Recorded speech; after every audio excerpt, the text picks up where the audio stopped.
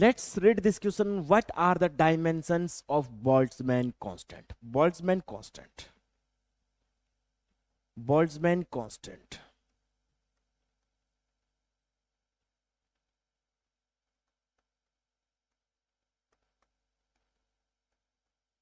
Right, इसको लिख देते हैं के बी से।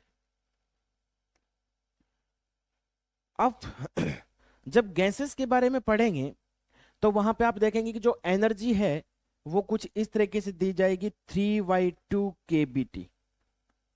यानी कि बहुत सारे ये जो जितने भी आप कांस्टेंट वगैरह जहां भी लाओगे पूरी फिजिक्स में, है ना, इस खास तौर से इस चैप्टर में, यहाँ आपको इतनी चीजें समझ में नहीं आएंगी क्योंकि ये सारे सारे के सारे फॉर्मूले हैं, पूरी फिजिक्स में हम आगे काम में लेते रहेंगे। राइट, तो कहीं ना कहीं इनसे रिलेटेड कोई आपको एक फॉर्मूला याद होगा तो इनकी डायमेंशंस यूनिट बनाना आसान होगा, है ना।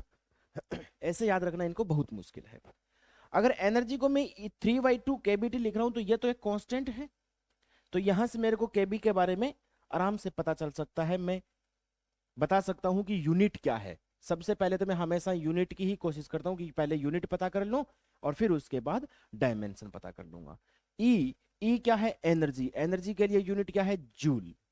राइट, और फिर नीचे हो जाएगा टेम्परेचर, यानी कि क्या हो जाएगा? केल्विन, ना, जूल पर केल्विन।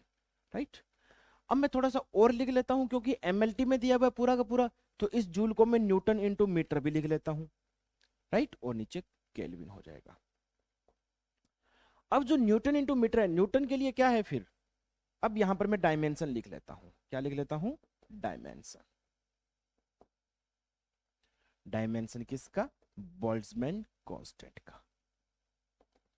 न्यूटन के लिए क्या है? M L T minus 2। Metre के लिए क्या है? L.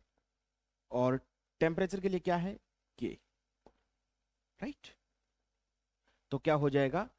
M L two T minus 2 के minus M L two T minus 2 के minus. Option B is the correct answer.